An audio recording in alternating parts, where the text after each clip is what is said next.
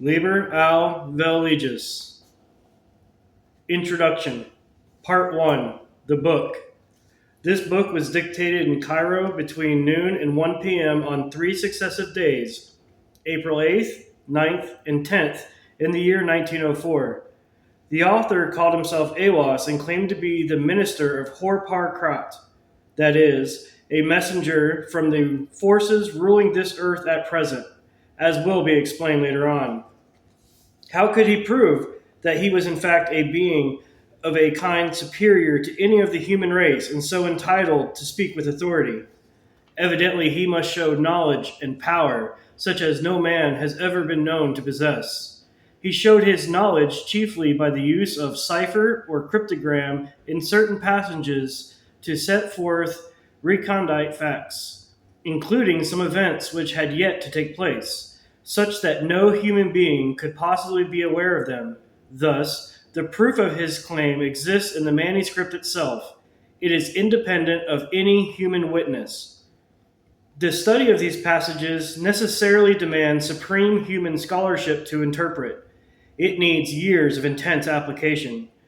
A great deal has still to be worked out, but enough has been discovered to justify his claim. The most skeptical intelligence is compelled to admit its truth. This matter is best studied under Master Therion, whose years of arduous research have led him to enlightenment. On the other hand, the language of most of the book is admirably simple, clear, and vigorous. No one can read it without being stricken in the very core of his being. The more than human power of Awas is shown by the influence of his master and the book upon actual events, and history fully supports the claim made by him. These facts are appreciable by everyone, but are better understood with the help of Master Therion. The full detailed account of the events leading up to the dictation of this book, with facsimile reproduction of the manuscript, and an essay by the Master Therion, is published in the Equinox of the Gods. Part 2. The Universe. This book explains the universe. The elements are Nuit, space, that is, the total of possibilities of every kind, and Hadit, any point which has experience of these possibilities. This idea is for literary convenience symbolized by the Egyptian goddess Nuit, a woman bending over like the arch of the night sky. Hadit is symbolized as a winged globe at the heart of Nuit. Every event is a uniting of some one monad with one of the experiences possible to it. Every man and every woman is a star. That is, an aggregate of such experiences, constantly changing with each fresh event, which affects him or her either consciously or subconsciously. Each one of us has thus a universe of his own, but it is the same universe for each one as soon as it includes all possible experiences. This implies the extension of consciousness to include all other consciousnesses. In our present stage, the object that you see is never the same as the one I see. We infer that it is the same because your experience tallies with mine on so many points that the actual differences of our observation are negligible. For instance, if a friend is walking between us, you see only his left side, I his right.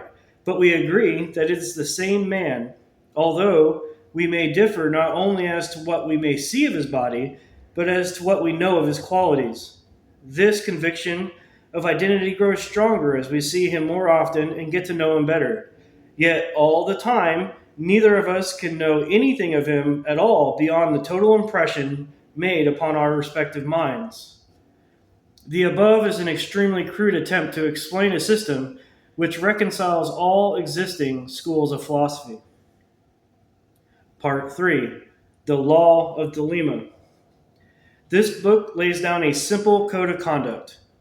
Do what thou wilt shall be the whole of the law. Love is the law, love under will. There is no law beyond do what thou wilt.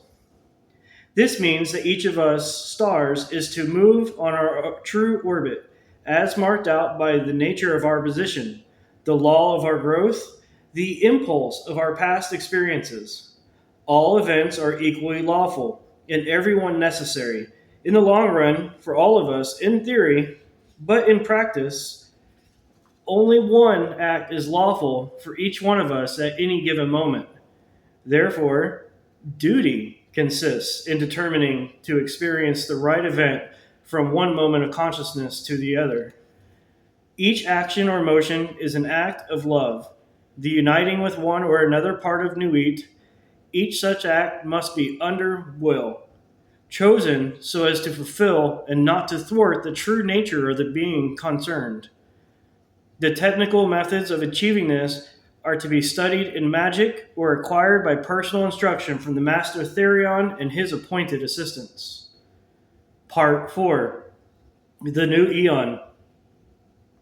The third chapter of the book is difficult to understand and may be very repugnant to many people born before the date of the book, April 1904. It tells us the characteristic of the period on which we are now entered. Superficially, they appear appalling. We see some of them already with terrifying clarity, but fear not. It explains that certain vast stars, or aggregates of experience, may be described as gods. One of these is in charge of the destinies of this planet for the period of 2,000 years. In the history of the world, as far as we know accurately, are three such gods: Isis, the mother, when the universe was conceived as simple nourishment drawn directly from her. This period is marked by matriarchal government. Next, beginning 500 BC, Osiris, the father, when the universe was imagined as catastrophic, love, death, resurrection as the method by which experience was built up. This corresponds to patriarchal systems. Now, Horus, the child in which we come to perceive events as a continual growth partaking in its elements of both these methods, and not to be overcome by circumstance. This present period involves the recognition of the individual as the unit of society. We realize ourselves, as explained in the first paragraph of this essay. Every event, including death, is only one more accretion to our experience, freely willed by ourselves from the beginning, and therefore also predestined. This god, Horus, has technical tide. Heru Raha, a combination of twin gods, Ra Horkuit and Horparkrat. The meaning of this doctrine must be studied in magic. He is symbolized as a hawk-headed god enthroned. He rules the present period of 2,000 years, beginning in 1904. Everywhere, his government is taking root.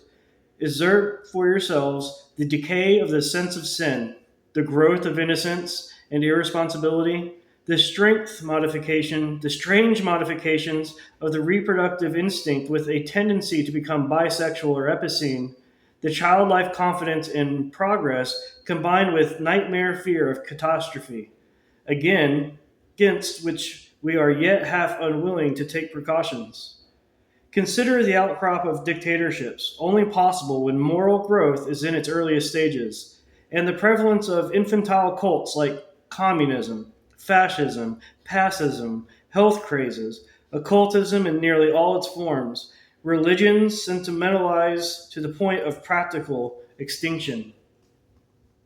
Consider the popularity of the cinema, the wireless, the football pools, and guessing competitions, all devices for soothing fractious infants, no seed of purpose in them. Consider sport, the babyish enthusiasms and rages which it excites, whole nations disturbed by disputes between boys. Consider war, the atrocities which occur daily and leave us unmoved and hardly worried. We are children. How this new eon of Horus will develop. How will the child grow up?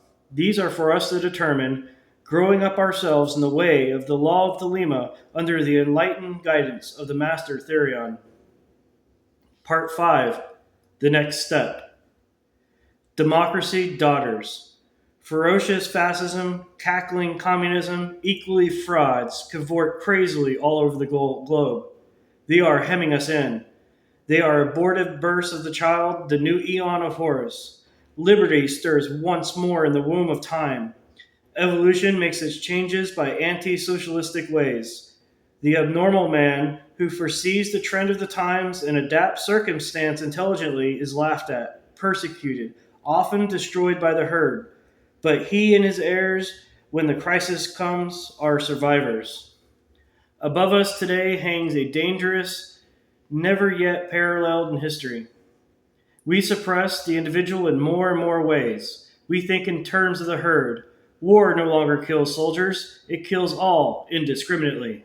Every new measure of the force of the most democratic and autocratic governments is communistic in essence. It is always restriction. We are all treated as imbecile children. DORA, the Shops Act, the motoring laws, Sunday suffocation, the censorship. They won't trust us to cross the roads at will. Fascism is like communism and dishonest into the bargain. The dictators suppress all art, literature, theater, music, news that does not meet their requirements. Yet the world only moves by the light of genius. The herd will be destroyed in mass. The establishment of the law of Thelema is the only way to preserve individual liberty and to assure the future of the race. In the words of a famous paradox of the Comte de Phoenix, the absolute rule of the state shall be a function of the absolute liberty of each individual will. All men and women are invited to cooperate with the Master Therion in his great work.